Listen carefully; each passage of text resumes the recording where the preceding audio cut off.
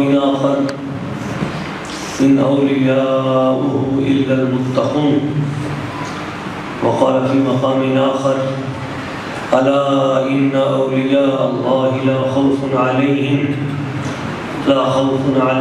ولا هم يحزنون صدق الله مولانا العظيم وصدق رسوله النبي الكريم الأمين درود پاک بابا الصلاة والسلام عليك يا سيدي يا رسول الله الصلاة والسلام عليك يا سيدي يا حبيب الله نهایت محترم قابل تکریم عزت مآب گل بستان سیادت فاضل جلیل عالم نبیل حضرت قبلہ سید محمد عمران شاہ صاحب دامت برکاتہم القدسیہ عزت مآب مکرم و محترم برادر اصغر عاشق رسول محب مصطفیٰ کریم جناب بھائی محمد نوید صاحب قابل تکریم عزت مآب مکرم و محترم میرے پیر بھائی جناب محترم محمد راشد صاحب نقشبندی مجددی دامت برکاتہم القدسیہ دیگر جمیع عاشقان رسول محبین اولیاء کرام اللہ پاک کی بارگاہ قدس میں دعا ہے وہ ذات رب عزت آج کی یہ خوبصورت عظیم الشان روحانی محفل شان مصطفیٰ محفل شان اولیاء محفل شان حوصل بھرا اپنی بارگاہ قدس میں قبول فرمائے جتنے دوست یہاں آئے بیٹھے ہیں اللہ تعالیٰ سب کی عمر میں صحت میں کاروبار میں جان و مال میں عزت و عرفان میں کروڑا برکتوں کا نزول فرمائے میں نے قرآن مجید فرقان حمید کی 3 آیات بینات میں سے کچھ حصے آپ کی سماعتوں کی نظر کیے ان کی روشنی میں چند اہم باتیں کر کے اپنی گفتگو سمیٹوں گا کوئی زیادہ لمبی چوڑی تقریر نہیں بڑی توجہ سے آپ دوستوں نے اس پیغام محبت کو سننا ہے اور اسے آگے پہنچانا ہے ایک بار بآواز بلند درود پاک کا نذرانہ صلی اللہ علیہ یا رسول اللہ وسلم علیکہ یا حبیب اللہ ہمارے پیارے حافظ نے حکم دیا ہے کلام کا یہ خواہش تھی تیرے ہوتے جو پیدا میں ہوا ہوتا یہ خواہش تھی تیرے ہوتے جو پیدا میں ہوا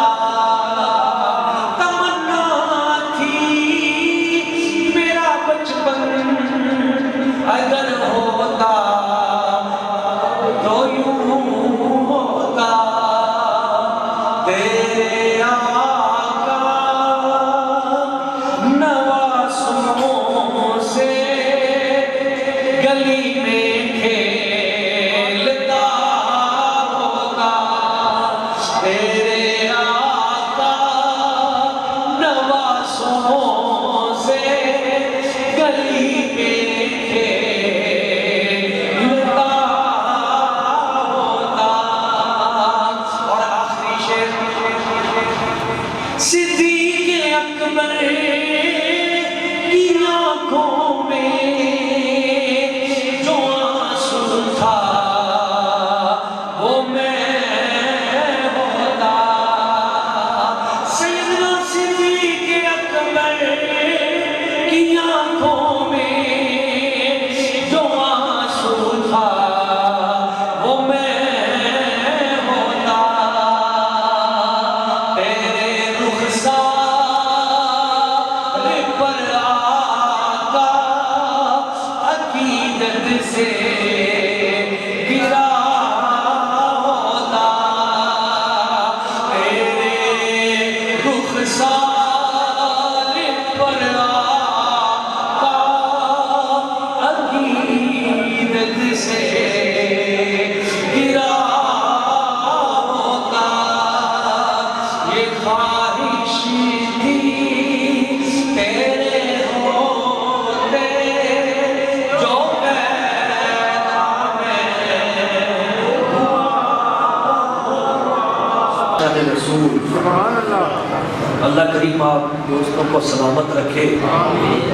آپ نے بڑی محبت اور ذوق کے ساتھ یہ کلام سنا. سبحان اللہ. دوستو چونکہ یہ ربیع الثانی شریف کا مہینہ ہے، ربیع الاول بھی ہمارا ہے، ربیع الثانی بھی ہمارا ہے. ہم نسبتوں والے ہیں. اللہ کریم نے ہمیں یہ برکتیں عطا فرمائی ہیں. ہم نبی پاک صلی اللہ علیہ وسلم حضور کا ذکر پاک بھی کرتے ہیں. ہم حضرت سیدنا غوث اعظم شیخ عبد القادر جیلانی الحسنی والحسینی رضی اللہ تعالیٰ آپ کا ذکر پاک بھی کرتے ہیں. سبحان اللہ. یعنی ہم نبیوں کو بھی مانتے ہیں، ہم ولیوں کو بھی مانتے ہیں. اور اللہ تعالیٰ نے قرآن مجید میں فرمایا ہے نبیوں کو بھی مانو، اور جس چیز کو میں منواتا ہوں ولیوں کو ان کو بھی مانو. سبحان اللہ. ایسے تو نہیں اللہ تعالیٰ نے قرآن مجید میں فرمایا الا خبردار دھیان رکھنا ان اولیاء اللہ بے شک جو اللہ کے ولی ہیں لا خوف علیہم ولا هم یحزنون کوئی خوف نہیں انہیں اور نہ ہی وہ غمگین ہوں گے. آپ اپنے ایمان سے بتائیے اللہ تعالیٰ یہاں ولیوں کی تعریف کر رہا ہے یا توہین کر رہا ہے؟ تعریف ہی کر رہا ہے نا کہ بے شک ان اولیاء اللہ بے شک اللہ کے جو ولی ہیں ان کو کوئی خوف نہیں اور وہ غمگین بھی نہیں ہوں گے. کیوں؟ اس لیے کہ ڈر تو اسے ہو نا جس کا کوئی ہو نا. سبحان اللہ. بھئی آپ سمجھدار بندے بیٹھے ہیں، آپ میں سے کسی کا دوست آئی جی ہو یا ڈی آئی جی ہو نیچے آ جائے یا کم از کم ایس پی لیول پہ ہو اور آپ کا چھوٹا سا کوئی کیس ہو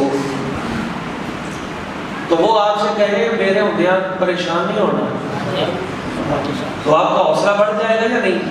کبھی میرا دوست تو وہ اس لیول پہ بندہ بیٹھا ہے اپنا، میں فون کروں گا وہ سارا کام کرے گا.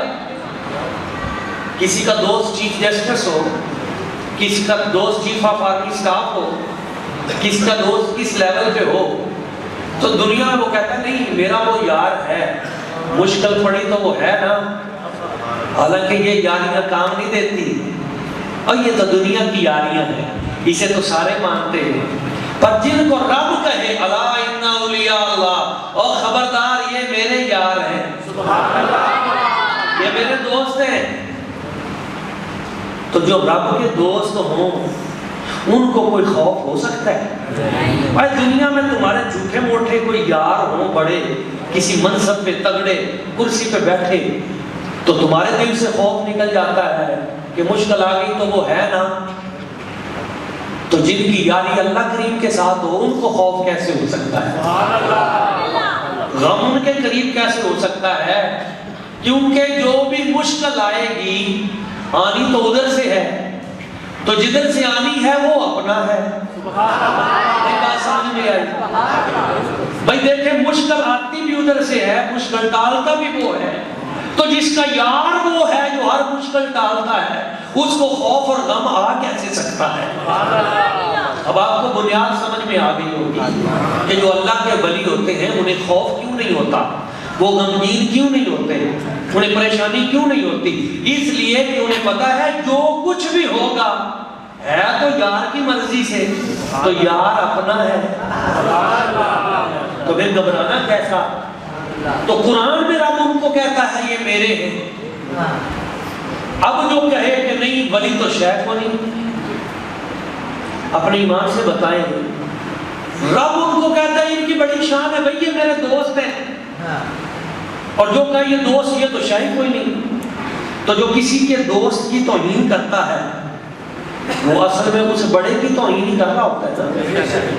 ہاں ایسے ہی ہے، اللہ تعالیٰ قرآن مجید میں فرماتا ہے یہ میرے دوست ہیں، اور صحیح بخاری ہے جس کو کہتے ہیں بڑی کتاب ہے، اس میں رب نے اگلی بات بھی کر دی، اللہ کریم نے، اللہ فرماتا ہے میں اپنے یاروں اور دوستوں کے بارے میں بڑا غیرت مند ہوں۔ رب فرماتا ہے من عادی لی ولیًا، لفظ ہی ولی کا ہے، من عادی لی ولیًا فقد آذنتہ بالحرب، جس نے میرے کسی ولی سے دشمنی کی میرا اس کے خلاف اعلان جنگ ہے۔ اب بخاری سے بڑی کتاب کون سی ہے؟ اب اللہ تعالیٰ فرما رہا ہے جو میرے ولی سے دشمنی کرتا ہے میرا اس کے خلاف اعلان جنگ ہے۔ اب اپنے ایمان سے آپ بتائیں، ذرا سمجھدار لوگ بیٹھے ہیں، ایک کہتا ہے کہ ولیوں کی بڑی شان ہے، وہ رب کے دوست ہیں، ان کی بڑی عزت ہے رب کے ہاں، ان کا بڑا مقام ہے، اور ایک کہے نہیں ولی تو شاید کوئی نہیں۔ اب مجھے آپ بتائیں کہ جو کہتا ہے کوئی شے نہیں تو ظاہر ہے وہ ولیوں سے دشمنی کر رہا ہے نا۔ میں جو کہوں کہ تیرا ابا تو شاید کوئی نہیں، میں یہ کہوں تیرا باپ تو چیز ہی کوئی نہیں، تیری ماں تو شاید کوئی نہیں، تیرا دادا پڑھتا تھا اس کی تو کوئی حیثیت ہی نہیں، تو آپ کو غصہ لگے گا یا نہیں لگے گا؟ آپ کو تکلیف تو ہوگی نا کم از کم، آپ مجھ سے لڑائی نہ بھی کریں آپ کو تھوڑا سا درد تو ہوگا، یار اس نے میرے باپ کے بارے میں اچھی بات نہیں کی، اس نے میری ماں اور میرے دادا جی کے بارے میں اچھی بات نہیں کی۔ تو جو رب کے یاروں کو کہے یہ کوئی شے نہیں، تو اللہ تعالیٰ کیا کرتا ہے؟ اللہ تعالیٰ فرماتا ہے جو اس طرح بے ادبی کرتا ہے تو پھر میرا اس کے خلاف اعلان جنگ ہے، اعلان جنگ۔ اچھا جب رب کسی سے جنگ کرتا ہے تو رب کیا کرتا ہے؟ یہ بات سمجھنے والی ہے۔ جب ہم کسی سے جنگ کرتے ہیں، ایک ملک کسی سے دوسرے سے جنگ کرتا ہے، تو ایک ملک دوسرے سے جنگ کرتا ہے تو اس کی کوشش ہوتی ہے اس کی جو سب سے اہم چیز ہے وہ تباہ کروں، جو سب سے قیمتی چیز ہے پہلے وہ تباہ کروں تاکہ یہ کمزور ہو جائے۔ تو رب جب کسی سے جنگ کرتا ہے تو رب اس کی کون سی شے تباہ کرتا ہے؟ یہ سمجھیے گا، رب جب کسی سے جنگ کرتا ہے تو بندے کے پاس سب سے قیمتی چیز کون سی ہوتی ہے؟ ایمان۔ کیا ہوتا ہے؟ ایمان۔ تو اللہ تعالیٰ اس سے ایمان کی دولت کو چھین لیتا ہے۔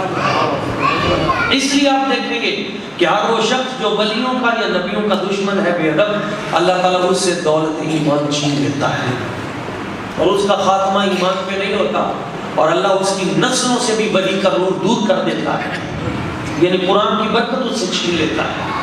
آج ہم جس ہستی کی بات کر رہے ہیں، حضرت سیدنا میر میرا پیر پیرا حضرت سیدنا محی الدین قندیل نورانی غوث سمدانی حضرت سیدنا شیخ عبد القادر جیلانی الحسنی والحسینی رضی اللہ تعالیٰ عنہ، آپ وہ عظیم ہستی ہیں جن کو نبی پاک صلی اللہ علیہ وسلم حضور کی ذات کے ساتھ بہت سی مشابہتیں اور مماثلتیں وہ حاصل ہیں۔ حضور کی ذات کے ساتھ بہت سی مماثلتیں اور مشابہتیں یہ حضرت غوث پاک کو حاصل ہیں۔ کیسے؟ وہ عظیم آقا ہے، یہ عظیم غلام ہے۔ مشابہتیں کہیں یہ نہ سمجھ لینا کہ میں نبوت کی بات کر رہا ہوں، مماثلت میں نہیں، میں اس کی وضاحت کرتا ہوں۔ حضرت سیدنا غوث اعظم آپ کو رسول اعظم نبی پاک صلی اللہ علیہ وسلم کی ذات کے ساتھ بہت سی مشابہتیں ہیں۔ کون کون سی؟ چند چیزیں آپ کے سامنے رکھتا ہوں، آپ کا ایمان بھی تازہ ہو، دل کا زنگ بھی دور ہو، اور سیدنا غوث اعظم کی بارگاہ سے ہمیں برکت بھی ملے۔ سبحان اللہ۔ پہلی مشابہت تو یہ ہے کہ نبی پاک صلی اللہ علیہ وسلم آپ حضرت ابراہیم علیہ السلام آپ کی اولاد میں سے ہیں، اور حضرت سیدنا غوث اعظم شیخ عبد القادر جیلانی آپ بھی سیدنا ابراہیم علیہ السلام آپ کی اولاد میں سے ہیں، یعنی حضور کی اولاد میں سے ہیں۔ دوسری مشابہت، حضور ابھی دنیا میں تشریف نہیں لائے تھے، ابھی دنیا میں حضور تشریف نہیں لائے تھے، حضور کے آنے کا چرچا پہلے جاری تھا۔ حضرت سیدنا غوث اعظم شیخ عبد القادر جیلانی آپ بھی ابھی دنیا میں تشریف نہیں لائے تھے، آپ کے آنے کا چرچا پہلے جاری تھا۔ میری اس میں الگ سے ایک کتاب ہے، اخبار النبی صلی اللہ علیہ وسلم قبل بعثتہ فی الشیء الجاہلی، عربی میں۔ حضور دنیا میں آئے نہیں تھے تو نبی آپ کا چرچا کرتے تھے، غوث پاک ابھی دنیا میں آئے نہیں تھے، ولی آپ کا چرچا کرتے تھے۔ ایک اور مشابہت بھی سن لیں، نبیوں میں جو مقام مصطفیٰ کریم حضور کی ذات کو حاصل ہے، ولیوں میں وہ مقام حضرت سیدنا غوث اعظم کی ذات کو حاصل ہے۔ مصطفیٰ کریم حضور سارے نبیوں میں افضل و اعلیٰ ہیں، حضرت غوث اعظم آپ سارے ولیوں میں افضل و اعلیٰ ہیں۔ ایک اور مشابہت بھی سن لیں، میرے نبی کریم صلی اللہ علیہ وسلم حضور کی ذات و برکات آپ کے جسم پر مکھی نہیں بیٹھی، پوری حیات طیبہ ظاہرہ میں حضور کے جسم پر نور پر کبھی مکھی نہیں بیٹھی۔ حضور کی برکتوں سے، حضور کی عطا سے حضرت سیدنا غوث اعظم شیخ عبد القادر جیلانی آپ کے جسم پر بھی کبھی مکھی نہیں بیٹھی۔ ایک بات یاد رکھیں، کئی مشابہت و مماثلت میں کسی شخص کے ذہن میں کوئی غلط بات نہ آ جائے، غوث پاک کی جتنی برکتیں اور شانیں ہیں یہ سب مصطفیٰ کے صدقے ہیں، کیونکہ ہر ولی کی جو کرامت ہوتی ہے، ہر ولی کی جو کرامت ہوتی ہے وہ اس نبی کا معجزہ ہوتا ہے، اس نبی کے معجزے کی برکت ہوتی ہے، اور ہر نبی کا جو معجزہ ہوتا ہے وہ اللہ کی جو عطا کردہ قدرت ہوتی ہے اس کی برکت ہوتی ہے۔ تو غوث اعظم رضی اللہ تعالیٰ عنہ کی جتنی کرامتیں ہیں یہ ساری کی ساری اصل میں مصطفیٰ کریم حضور کا ایک معجزہ ہے، اور اس میں بھی ایک مماثلت ہے، وہ کیا ہے؟ سارے نبیوں میں اور رسولوں میں سب سے بڑھ کر جس ہستی سے معجزات کا ظہور ہوا وہ جناب رسالت مآب محمد مصطفیٰ کریم حضور کی ذات ہے، اور سارے ولیوں میں سب سے بڑھ کر جس ہستی سے کرامات کا صدور ہوا وہ حضرت سیدنا غوث اعظم شیخ عبد القادر جیلانی کی ذات ہے۔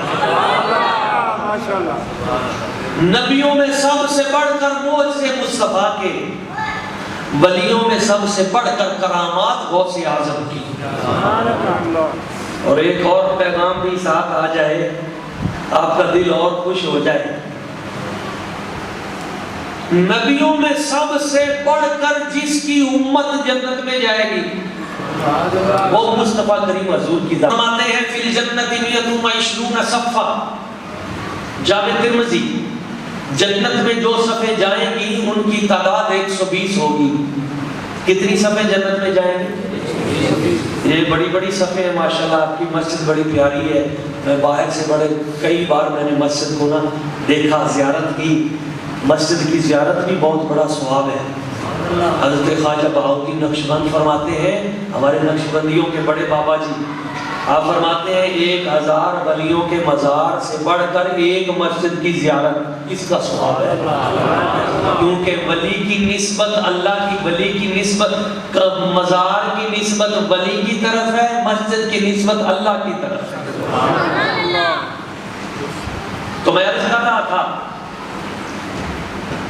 فی الجنت 120 صفحہ، حضور فرماتے ہیں جنت میں جو صفحے جائیں گی ان کی تعداد 120 ہے، اور وہ چھوٹی چھوٹی صفحے نہیں ہیں، مشرق سے لے کے مغرب تک اتنی لمبی لمبی ایک صف ہوگی، اور حضور فرماتے ہیں سمانون منہا من ہذہ الامہ، 120 میں سے 80 صفحے میری امت کی ہوں،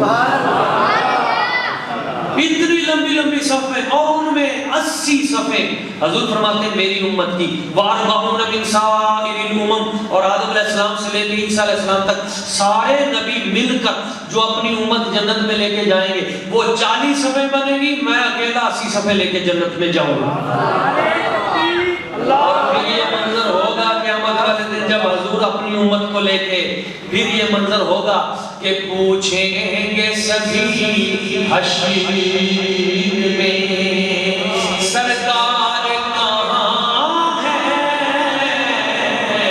بھئی پوچھیں گے سبھی حشر میں سرکار کہاں ہے، اور سرکار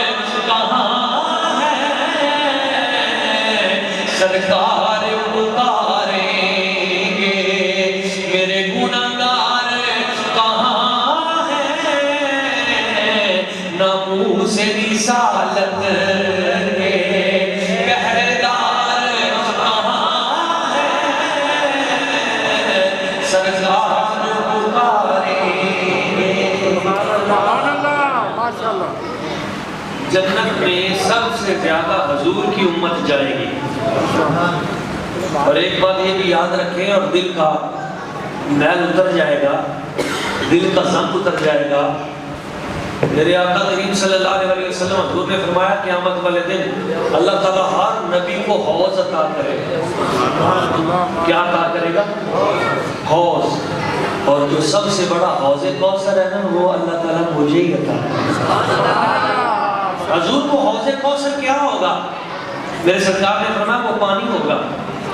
کیسا ہوگا؟ حضور نے فرمایا وہ شربت ہوگا، شہد سے زیادہ میٹھا ہوگا، برف سے زیادہ ٹھنڈا ہوگا، دودھ سے زیادہ سفید ہوگا، جو ایک بار وہ پانی پی لے گا اس کو پھر کبھی پیاس نہیں لگے گی۔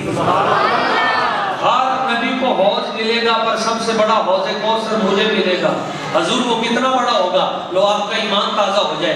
میرے سرکار نے فرمایا جو میرا حوض کوثر ہوگا نا اس کی ایک سائڈ، وہ سرکار نے ارشاد فرمایا ملک یمن سے لے کر، اور دوسری طرف فرمایا وہ ملک شام تک، وہ اس ملک سے لے کے اس ملک تک میرے حوض کوثر کی ایک سائڈ بنے گی۔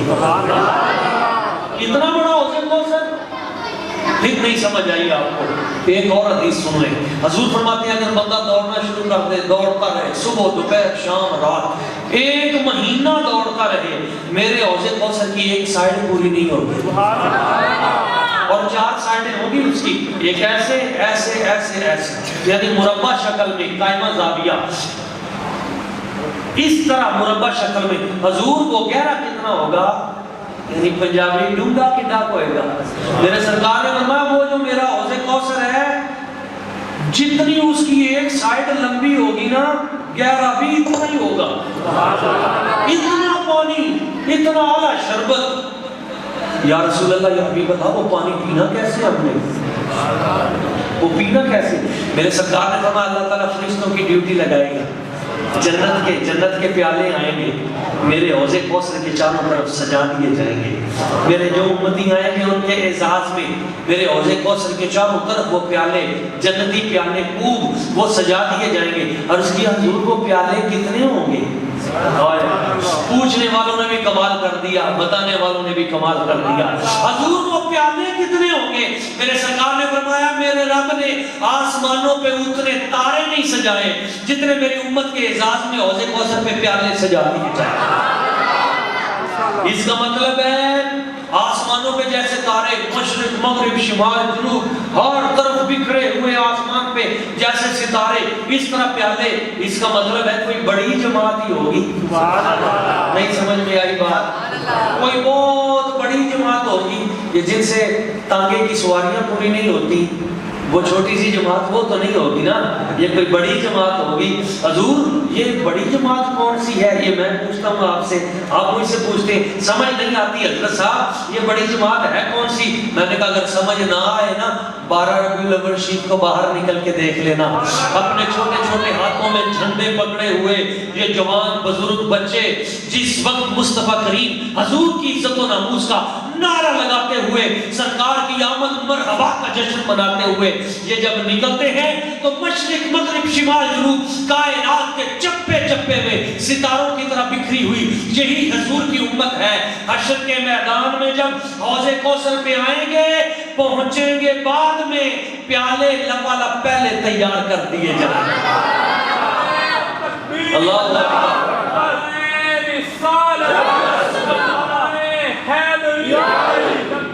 یا رسول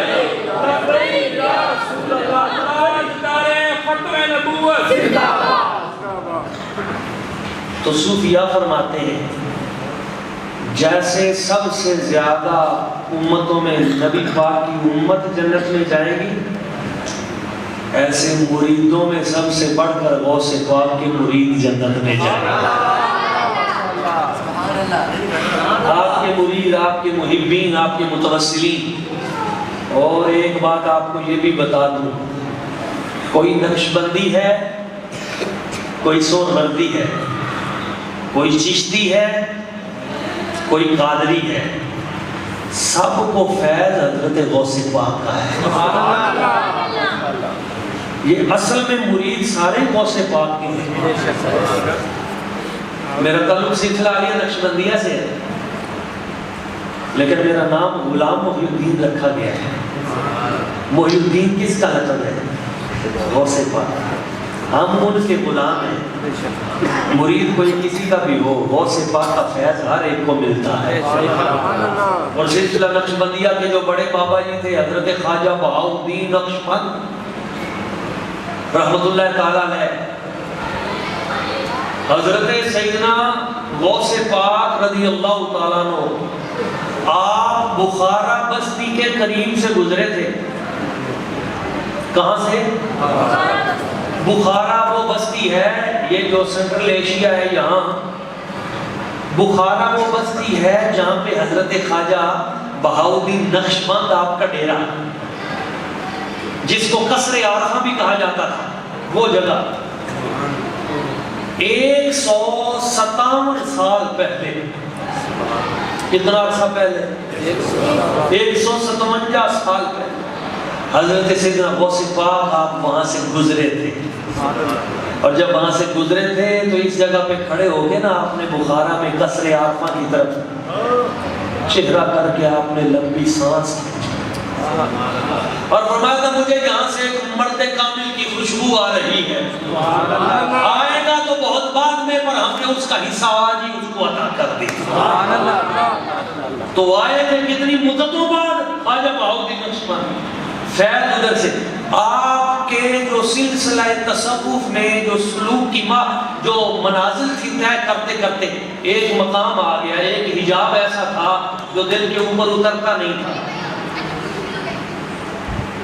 تو جب وہ نہ اترا بڑے بڑے شیوخ کے پاس گئے اور وہ ایک خاص ایک مقام تھا معرفت کا اور طریقت کا. تو جب وہ نہ اترا تو پھر حضرت خواجہ بہاؤالدین نقشبند بھی حضرت غوث پاک کی بارگاہ اقدس میں گئے. آپ کے مزار اقدس پہ گئے، وہاں سے فیض ملا. اور یہ پھر فیض جاری ہوا. اور دوسری ہستی بر صغیر میں، اس ہستی کا نام ہے حضرت مجدد الفیسانی. ہمارے نقشبندیوں کے سب سے بڑے یہاں کے بزرگ بر صغیر کے حضرت مجدد الفیسانی شیخ احمد سرہندی فاروقی رحمۃ اللہ تعالی علیہ، جن کے بارے میں ڈاکٹر علامہ محمد اقبال کہتے ہیں ننگے پاؤں جایا کرتے تھے علامہ اقبال ان ولیوں کی بارگاہ میں. یہ آج کے جو چوچے قسم کے لوگ کھڑے ہو کے باتیں کرتے ہیں، ان کو زیادہ پتہ ہے ولیوں کی شان کا یا ڈاکٹر علامہ اقبال زیادہ جانتے ہیں؟ ننگے پاؤں جاتے تھے حضرت مجدد پاک کی بارگاہ میں، اور وہاں جا کے فیض ملا تو کیا کہا؟ حاضر ہوا میں شیخ مجدد کی لحد پہ، وہ خاک کے ہے زیر فلک مطلع انوار، اس خاک کے ذروں سے ہے شرمندہ ستارے، اس خاک میں پوشیدہ ہے وہ صاحب اسرار، گردن نہ جھکی جس کی جہانگیر کے آگے، اللہ نے بر وقت کیا جس کو خبردار، وہ ہند میں سرمایہ ملت کا نگہبان. ڈاکٹر صاحب علامہ اقبال تو یوں کہیں، آپ وہاں جاتے ہیں. وہ حضرت مجدد الفیسانی ابھی پیدا بھی نہیں ہوئے تھے، پیدائش سے بھی بہت مدت قبل حضرت سیدنا غوث پاک رضی اللہ تعالیٰ عنہ نے اپنا جبہ اپنی اولاد میں سے، اپنے بیٹوں میں سے ایک بیٹے کو دیا اور کہا یہ میرا جبہ آگے منتقل کرتے رہنا. ہندوستان کی سرزمین پہ ایک علاقہ ہے سرہند شریف، تو وہ سرہند شریف کا جو مقام ہے وہاں ایک اللہ کا ولی ظاہر ہوگا، حضرت فاروق اعظم کی اولاد میں سے ہوگا، نام اس کا احمد ہوگا، لقب مجدد الفیسانی ہوگا. یہ میرا جبہ ان کو تحفے میں عطا کر دیجیے گا. تو ولیوں نے مدتوں پہلے جس کا جو فرض اور قرض تھا وہ پہلے برکتیں عطا کر دی. تو نقش بندیوں میں تو حضرت غوث پاک نے اتنا خیر، اور چشتیوں کے اوپر تو خصوصی مہربانی غوث پاک کی. یہ ہمارے عبدالباسط صاحب بیٹھے ہیں چشتی رنگ والے، یہ ادھر ماشاءاللہ کیسر صاحب بیٹھے ہیں گولڑوی رنگ والے، یہ سارے چشتی ہیں. تو چشتی سلسلے کے جو بڑے یہاں تین رہبر و رہنما، ان کا نام ہے حضرت خواجہ معین الدین چشتی اجمیری. حضرت خواجہ معین الدین چشتی اجمیری رضی اللہ تعالیٰ عنہ وارضہ عنہ، آپ خراسان کے جنگلات میں اس وقت چلہ کاٹ رہے تھے. اس وقت حضرت غوث پاک نے فرمایا تھا قدمی حاضی علی رقبت کل ولی اللہ، میرا یہ قدم ہر اللہ کے ولی کی گردن پر ہے. یا یہ نہیں کہا کہ صرف سلسلہ قادریہ کے ولیوں کی، ہر ولی جو بھی ولی ہے ہر ولی کی گردن پہ میرا قدم ہے. جب یہ کہا تو خراسان کے جنگلات میں سینکڑوں میل دور حضرت خواجہ معین الدین چشتی اجمیری چلہ کاٹ رہے تھے. جب غوث پاک نے بغداد شریف میں یہ جملہ کہا تو ادھر سینکڑوں میل دور حضرت خواجہ معین الدین چشتی اجمیری آپ نے اپنا سر انور جھکایا اور جھکا کے کہا حضور ولیوں کے کندھوں پہ آپ کا قدم ہے، معین الدین کی آنکھوں پر بھی اور معین الدین کے سر پر بھی آپ کا قدم موجود ہے. تو کوئی چشتی ہو، قادری ہو، نقشبندی ہو، سہروردی ہو، جدھر بھی دیکھیں گے غوث اعظم کا فیضان ہر طرف نظر آتا ہے، مصطفیٰ کا فیضان ہر طرف ہے، غوث اعظم کا فیضان ہر طرف ہے. ایک مشابہت اور بیان کر دوں، نبی پاک صلی اللہ علیہ وسلم حضور کے جسم پاک کا سایہ نہیں تھا. حضور کے جسم پاک کا سایہ جب آخری سال آئے تو حضرت سیدنا غوث پاک رضی اللہ تعالیٰ عنہ آپ کے جسم کا سایہ بھی ختم ہو گیا. معلوم ہو یہ بھی حضور کی ایک نسبت آپ کو حاصل ہے. اور ایک اور مشابہت حاصل ہے، نبی کریم صلی اللہ علیہ وسلم یہ سیدنا الشیخ امام احمد رضا خان فاضل بریلوی رحمۃ اللہ تعالی علیہ، یہ آپ لکھتے ہیں بڑی علمی بات. آپ فرماتے ہیں نبی پاک صلی اللہ علیہ وسلم حضور کی نیند ناقض وضو نہیں ہوتی تھی. حضور فرماتے ہیں تنام عینایا ولا ینام قلبی، میری آنکھیں سو بھی جائیں تو میرا دل جاگتا رہتا ہے. حضور کی نیند حضور کے وضو کو نہیں توڑتی تھی. حضور کی نیند حضور کے وضو کو نہیں توڑتی تھی، ناقض وضو نہیں تھی۔ سبحان اللہ۔ شیخ امام احمد رضا بریلی کے تاجدار کہتے ہیں غوث پاک کو حضور کی برکتوں سے آخر میں یہ مقام مل گیا تھا کہ سیدنا غوث پاک کی نیند جو ہے وہ بھی ناقض وضو نہیں تھی۔ سبحان اللہ۔ یہ مقام و معرفت ہے۔ حضرت سیدنا غوث پاک فنا فی الرسول کے درجے پہ پہنچ گئے۔ اور ایک پیغام اور بھی دے دوں، نبیوں میں جو علم مصطفیٰ کی ذات کو حاصل ہے، نبیوں کی صف میں جو علم مصطفیٰ کی ذات کو حاصل ہے، ولیوں کی صف میں وہ علم اللہ کریم نے حضرت غوث پاک کو عطا کیا۔ حضور فرماتے ہیں اللہ نے مجھے یہ علم عطا کیا ہے، صحیح مسلم شریف کی حدیث ہے۔ ویسے تو ہر نبی کی اپنی شان ہے، ہر نبی کو علم عطا کیا ہے۔ حضرت سلیمان علیہ السلام فرماتے ہیں رب نے مجھے تخت عطا کیا، اس تخت پہ بیٹھتا ہوں، ولی سلیمان ریحا غدوها شہر ورواحها شہر، تخت پہ بیٹھتا ہوں، ہوا تخت کو اڑاتی ہے، 1 گھنٹے کے اندر اندر مشرق کے کئی ملکوں کا دورہ کر کے آپ واپس آ جاتے ہیں۔ ورواحها شہر قرآن مجید میں ہے۔ پھر تخت پہ بیٹھتے ہیں، شام کو 3-4 ملکوں کا وزٹ کر کے حضرت سلیمان علیہ السلام واپس آ جاتے ہیں، اپنی رعایا کا معائنہ کر کے وہاں کی مشکلات کو حل کر کے حضرت سلیمان علیہ السلام صبح بھی 3-4 ملکوں کو دیکھنے جاتے ہیں، شام کو بھی 3-4 ملکوں کو دیکھنے جاتے ہیں، اپنے تخت پہ بیٹھ کر ملکوں کی زیارت کر کے ملکوں کو دیکھ کے مشکلیں حل کر کے آپ واپس آ جاتے ہیں۔ کائنات آپ کی زیارت کرتی تھی، وہ آپ کے صحابہ آپ کی زیارت کرتے تھے، امتی آپ کا دیدار کرتے تھے، ہر ملک میں آپ پہنچتے تھے، وہاں کی مشکل حل کر کے واپس آ جاتے تھے۔ میرے آقا کریم حضور کی شان کیا ہے، برا برا ہے۔ صحیح مسلم شریف کی حدیث ہے، حضور فرماتے ہیں ان اللہ زوالی الارض فرأیت مشارقہا ومغاربہا، اللہ نے سارے جہانوں کو میرے سامنے سمیٹ کے رکھ دیا ہے، ہمیں تخت پہ بیٹھ کر جا جا کے زمینوں کا معائنہ کرنے کی ضرورت نہیں پڑتی، مسجد نبوی کی صف پہ بیٹھ کر کائنات کے سارے مشرق بھی دیکھ لیتے ہیں، کائنات کے سارے مغرب بھی دیکھ لیتے ہیں۔ کیا شان مصطفیٰ ہے۔ میں نے یہ نہیں کہا کہ حضور نے فرمایا ہو کہ میں نے کائنات کا مشرق بھی دیکھ لیا مغرب بھی دیکھ لیا، یہ نہیں فرمایا۔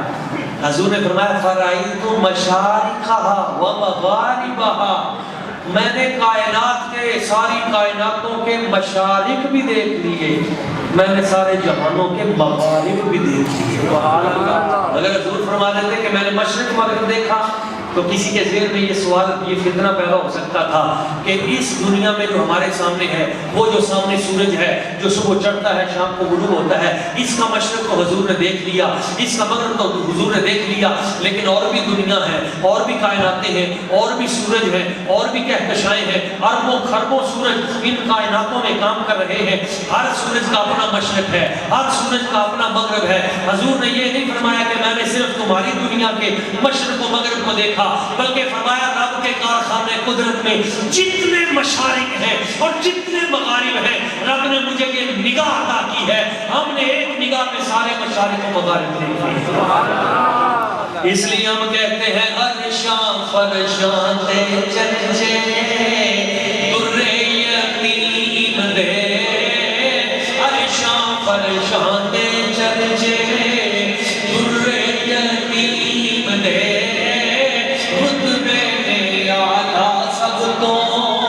مدنی کریم دے، رتبے میں اعلیٰ سب تو مدنی کریم دے، پھر رب نے جگ مرنا پائیاں اے محفل ساڑے ہی سے آئیاں، اور رب نے جگ مرنا پائیاں اے محفل ساڑے ہی سے آئیاں، لکھ باری صدقے جائیے، لکھ باری صدقے جائیے، ربو مدنی کریم دے۔ اچھا میں عرض کر رہا تھا نبیوں میں جیسے علم حضور کو ملا، ولیوں میں ویسے علم غوث پاک کو ملا۔ حضور فرماتے ہیں میں نے ساری کائنات کو دیکھا، اور دوسری طبرانی کی حدیث حضور فرماتے ہیں کفی حاضا، میں پوری دنیا کو یوں دیکھتا ہوں جیسے اپنی ہتھیلی کو دیکھتا ہوں۔ کیسے دیکھتا ہوں؟ جیسے اپنی انظر الی کفی ھذا، میں یوں دیکھتا ہوں دنیا کو جیسے اپنی ہتھیلی کو دیکھتا ہوں۔ اور غوث پاک کیا فرماتے ہیں؟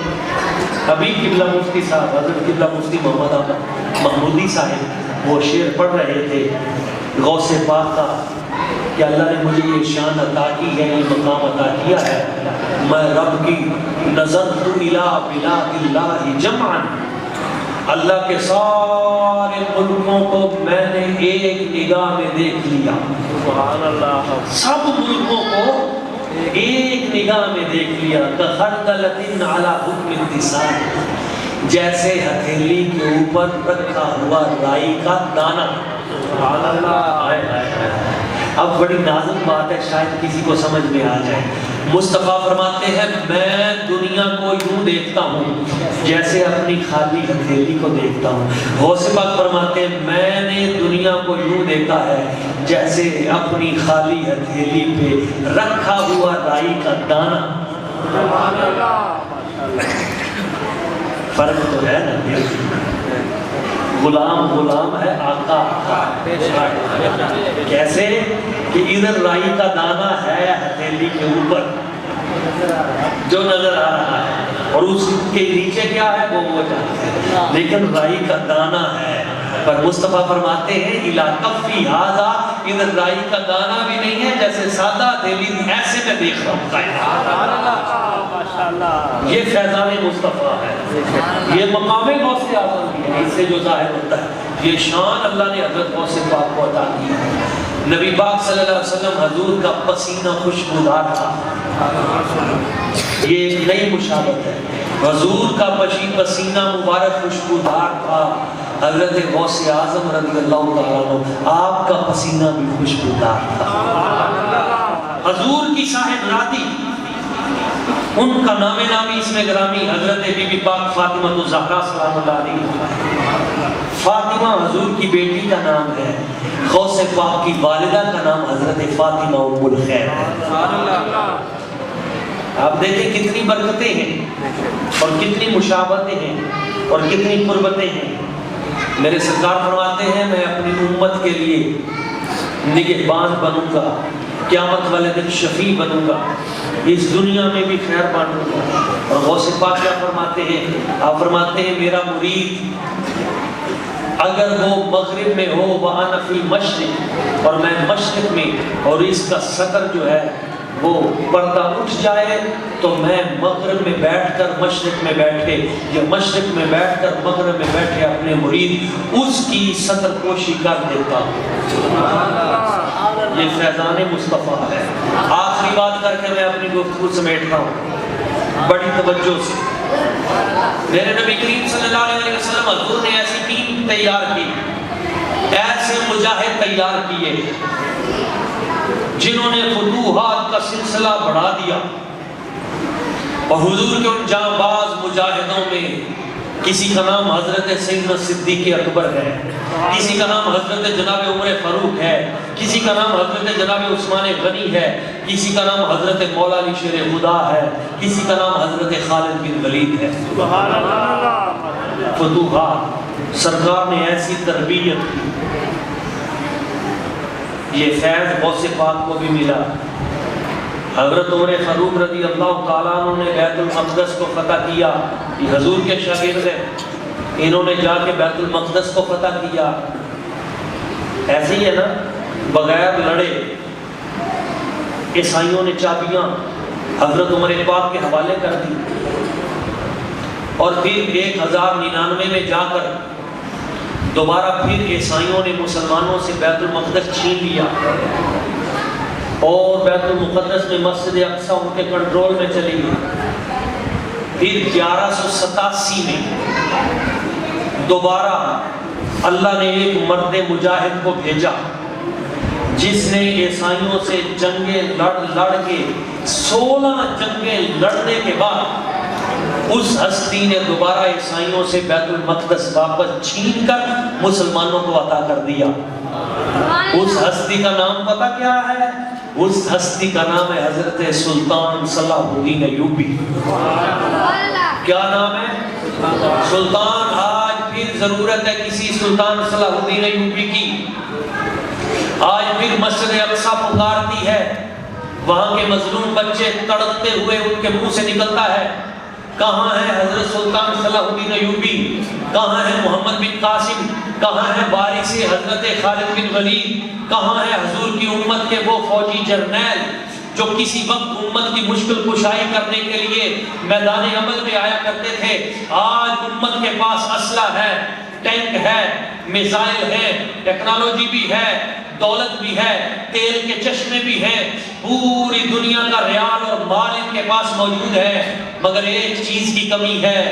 ان 1.5 ارب سے زیادہ, 1 ارب 70 کروڑ سے زیادہ مسلمانوں میں اگر ایک مرد حق موجود نہیں ہے تو ایک غلام امام حسین موجود نہیں ہے. ایک خالد بن ولید نظر نہیں آتا, ایک محمد بن قاسم نظر نہیں آتا, ایک سلطان صلاح الدین ایوبی کا وارث نظر نہیں آتا. باقی تو سب کچھ ہے. کاش کوئی ایک غیرت والا بھی ہوتا جو ان کمینے اسرائیل کے درندوں سے بدلہ لیتا اور ان کو بتاتا کہ ہم نبی پاک صلی اللہ علیہ وسلم حضور کی امت کے وارث ہیں. اور ایک وقت آئے گا, یہ بھی میں آپ کو بتا دوں, آپ نے مایوس نہیں ہونا. بندہ مومن کا کام ہے ہی نہیں کہ وہ مایوس ہو, نہیں, مایوس نہیں ہونا. وہ جو قربانیاں دے رہے ہیں نا, جانیں دے رہے ہیں, وہ بھی مایوس نہیں ہے. ان کے چھوٹے چھوٹے بچے شہید ہو رہے ہیں, لیکن میں نے ایک بیٹے کو دیکھا, وہ اپنی بہن جس کی روح نکل رہی تھی تو اس کو کلمہ طیبہ پڑھا رہا تھا. بچوں کے اندر اتنا عشق ہے, اپنا ایمان ان کا مضبوط ہے, ہم سے ان کا ایمان کروڑوں درجے زیادہ مضبوط ہے. اپنے ایمان کو بچانے کی فکر کریں, وہ تو ایمان بچا کے جا رہے ہیں. جو میں بات کرنا چاہ رہا تھا وہ سمجھیں. یہ سلطان صلاح الدین ایوبی کس کا شاگرد تھا, اس کو تیار کرنے والا کون تھا, اور اس کے سر پہ شفقت کا ہاتھ رکھ کے اس کے لیے دعا دینے والا کون تھا. کبھی تاریخ کو پڑھ کے دیکھیے, اس ہستی کا نام حضرت سیدنا غوث اعظم شیخ عبد القادر جیلانی. مصطفیٰ کے شاگرد جناب عمر فاروق رضی اللہ تعالیٰ عنہ, انہوں نے جا کے بیت المقدس فتح کیا تھا, مسجد اقصیٰ ان سے لی تھی, اور پھر جب 1187 میں جب پھر وہ واپس لے چکے تھے تو پھر حضور کا فیض غوث پاک کی صورت میں ظاہر ہوا, اور آپ کے شاگرد رشید, تلمیذ رشید حضرت غوث پاک نے جا کے پھر ان سے وہ مسجد واپس کی. ان کے والد گرامی سلطان صلاح الدین ایوبی, ان کا باپ حضرت سلطان صلاح الدین ایوبی کو بچپن میں غوث پاک کے پاس لے کے آیا اور کہا تھا حضور دعا کریں میرا بیٹا خیر کا کام کرے. تو غوث اعظم نے اس کے سر پہ ہاتھ رکھا. ولی جب ہاتھ رکھ دیتے ہیں نا, سر پہ ہاتھ رکھ کے تھپکی دے کے کہا تھا اللہ اسے بیت المقدس کا فاتح بنائے. یہ ایسے نہیں ہوتا کہ پیچھے کسی نہ کسی کی نگاہ ہوتی ہے, نگاہ کے بغیر کچھ نہیں ہوتا. سلطان شمس الدین التمش جس کو کہتے ہیں التمش, یہ بھی ادھر سے نکلا تھا, اور اس کا سارا واقعہ یوسف علیہ السلام کی طرح ہے. ان کے بھائیوں نے بیچ دیا تھا نا, یوسف علیہ السلام کے بھائی, سلطان شمس الدین اس کے بھائیوں نے بھی اس کو بیچ دیا تھا. تو بکتے بکتے یہاں دلی میں آ گیا تھا. تو دلی کے اندر یہ ایک بی بی کے گھر کام کرتا تھا, ایسے چھوٹا بچہ تھا یہ شمس الدین.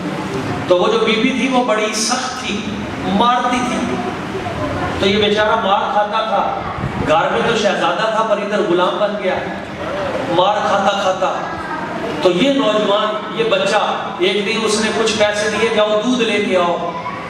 یہ اپنی مالکن کا دودھ لینے کے لیے یہ بچہ گیا بازار میں, چوک میں دیکھا تو وہاں ایک محفل میلاد مصطفیٰ جاری تھی. بڑے بڑے علماء آئے ہوئے تھے, ہزاروں لوگ موجود ہیں. بچوں کو شوق ہوتا ہے منظر دیکھنے کا. اس نے وہ پیسے اپنی جیب میں رکھے ہوئے تھے, ایسے آگے بڑھ کے وہ منظر کو دیکھنے لگا. تو کرسی کے اوپر جو ہستی بیٹھی ہوئی تھی بڑی نورانی اور روحانی, یہ ان کو دیکھتا دیکھتا دیکھتا ہی رہ گیا. اسے اپنی مالکن بھی بھول گئی, اسے دودھ بھی بھول گیا. اور اس کے پیسے بھی کسی نے نکال لیے، لیکن یہ ادھر ہی دیکھتا رہا۔ جب تقریر ختم ہوئی، جب لوگ چلے گئے، اس کو یاد آیا میں تو دودھ لینے نکلا تھا۔ اس نے جیب میں ہاتھ ڈالا تو وہ پیسے غائب تھے۔ بڑا پریشان ہوا کہ وہ پیسے کدھر گئے۔ اب اس کو ڈبل ٹینشن، ایک تو پیسے گم ہو گئے، دوسرا مالکن کہے گی اتنی دیر کیوں کر کے آیا ہے، تو ڈبل مار پڑے گی۔ اس گھبراہٹ میں رونے لگا۔ بچہ تھا نا، پتا تھا مار بہت پڑے گی، مالکن بڑی سخت تھی، رونے لگا۔ جب رونے لگا کہ میں نے کیا کیا ہے، بیان سننے میں ایسا مصروف ہوا، پیسے بھی گئے، وقت بھی گیا، تو پیچھے سے اچانک ایک ہستی نے آ کے ان کی آنکھوں پہ ہاتھ رکھا۔ ایسے پیچھے مڑ کے دیکھا روتے روتے، یہ کون ہے جو اتنے پیار سے ہاتھ رکھ رہا ہے؟ دیکھا تو وہ جو نورانی ہستی کرسی پہ بیٹھی تقریر کر رہی تھی نا، وہی نورانی ہستی آ کے اس کے آنکھوں پہ ہاتھ رکھ کے کھڑی تھی۔ کہا بیٹا تو پریشان کیوں ہے، تیری آنکھوں میں آنسو کیوں ہے؟ کہا بابا جی آپ کی تقریر اتنی مزیدار تھی، لطف والی تھی، اور آپ کی چہرے کی تابانی، میرے تو پیسے بھی نکل گئے اور دودھ بھی بھول گیا، اور مالکن بڑی ظالم ہے، مجھے مار پڑے گی اور پیسے میرے پاس ہے نہیں۔ وہ نورانی ہستی نے اپنی جیب میں سے پیسے نکالے اور اس بچے کی جیب میں ڈالے، کہا بیٹا یہ پیسے لے جاؤ، مالکن کچھ نہیں کہے گی، دودھ اپنا لے جاؤ، اب تمہاری مالکن تمہیں کچھ نہیں کہے گی۔ تھم گئے، تھوڑا سا حوصلہ ہوا، کہا بابا جی آپ کی بڑی مہربانی ہے، آپ نے بڑی دستگیری کی، ہاتھ چوم لیے پیار سے۔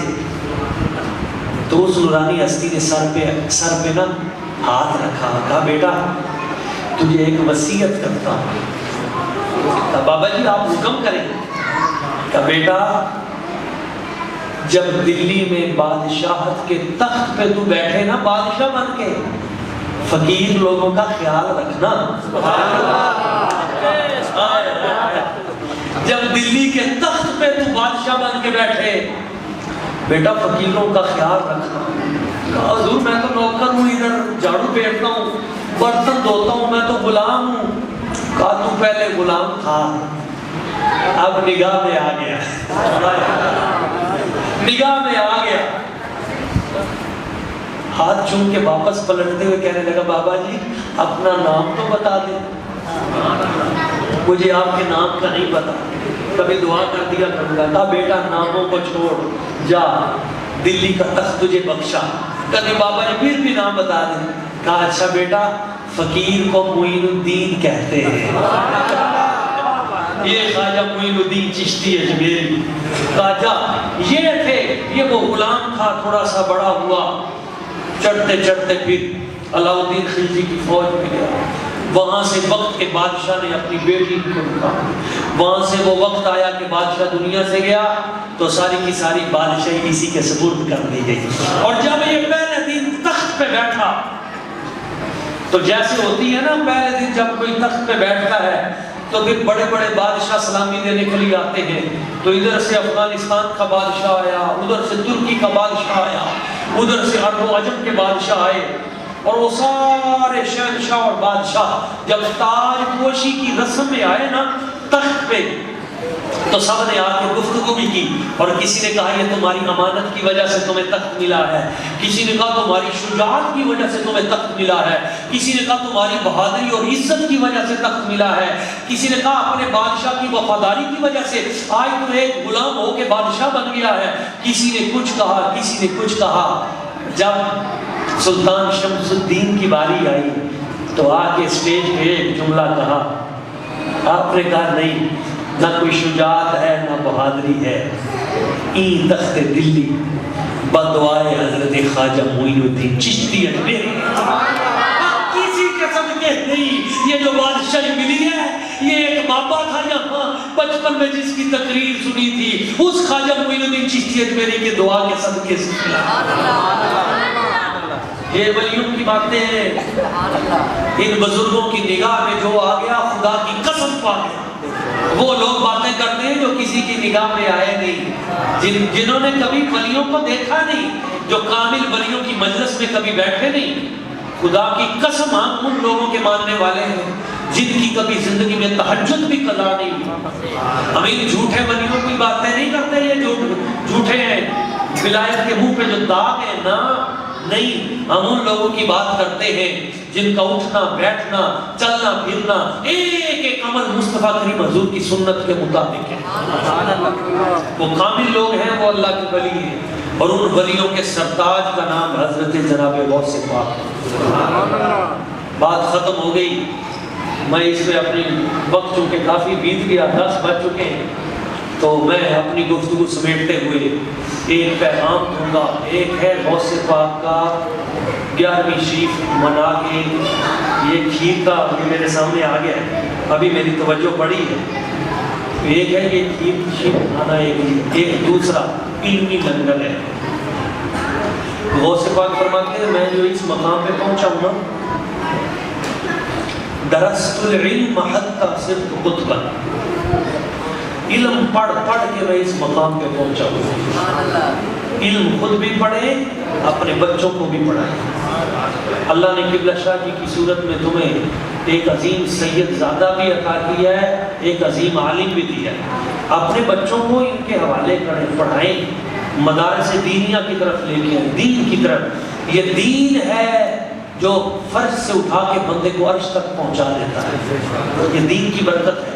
آپ فرماتے ہیں پڑھتا مقام قطبیت پہ پہنچا تو علم پڑھیں, علماء کے قریب ہوں, ان کی باتیں سنیں, ان کی اتباع کریں. علم کی بہت بڑی نسبت ہے. یہ علم کی نسبت ہی تھی کہ فرشتوں کو کہا سجدہ کرو, یہی وجہ ہے. تو ایک تو یہ ہے درس غوث پاک کا. غوث پاک خود 13 سبق روزانہ پڑھایا کرتے تھے. 3000 علماء ہر سال ان کے مدرسے سے فارغ ہوتے تھے.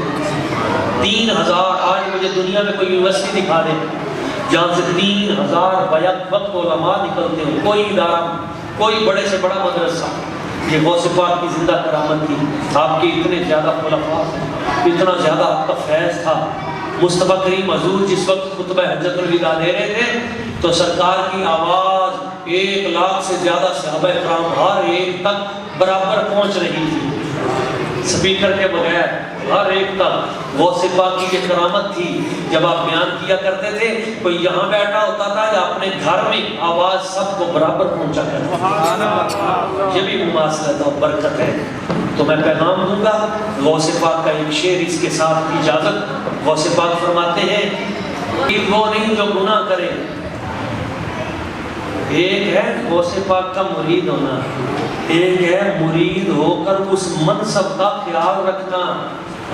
حضور فرماتے ہیں میرا مرید کون ہے؟ فرماتے ہیں مریدی فی ہواجرہم صیام, مریدی فی ہواجرہم صیام وفی ظلم اللیالی کاللآلی. میرا مرید وہ ہے فی ہواجرہم صیام, سخت گرمیوں کے اندر بھی میرا مرید روزہ نہیں چھوڑتا. وفی ظلم اللیالی کاللآلی, اور سخت رات کی تاریکیوں میں میرا مرید آسمان کے ستاروں کی طرح چمک رہا ہوتا ہے. کاللآلی, موتیوں کی طرح چمکتا ہے رات کو. یعنی کیسے موتیوں کی طرح چمکتا ہے کہ لوگ سو جاتے ہیں, وہ مصلی پہ اللہ کریم کی عبادت شروع کر دیتا ہے. تو غوث پاک کے اگر آپ ماننے والے ہیں تو پھر آپ کا تعلق مسجد کے ساتھ ہونا چاہیے. پھر آپ کی جبین نیاز رب کے سامنے جھکنی چاہیے. پھر آپ کی یاری مسجد کے ساتھ ہو, ورنہ آپ جھوٹ بولتے ہیں. ورنہ پھر اس سے بڑا منافق کوئی نہیں جو اپنے آپ کو یہ تو کہے میں غوث پاک کا مرید ہوں, نماز ایک نہ پڑھے, روزہ ایک نہ رکھے, حج فرض ہو تو حج پہ نہ جائے, خدمت خلق کی طرف نہ آئے, نیکی کی طرف نہ آئے, کام سارے شیطان والے, اور کہیں کہ میں غوث پاک کا مرید ہوں. نہ, ان کا مرید بننا ہے تو ان جیسے بنو. ان جیسے بننے کا مقصد کیا ہے کہ جو کام وہ کرتے تھے وہ کام ہم کریں.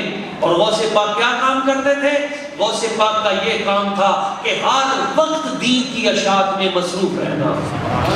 تو اپنے وجود کو دین کے لیے صرف کرو. یہی پیغام دوں گا. اپنے بچوں کو دین کے لیے وقف کرو، اپنی نسلوں کو دین سکھاؤ. اگر نہیں سکھاؤ گے آپ کے بچے آپ کے قاتل بنیں گے، آپ کے بچے آپ کے دشمن بنیں گے، آپ کے بچے آپ کی عزتوں کو پامال کر کے روک دیں گے.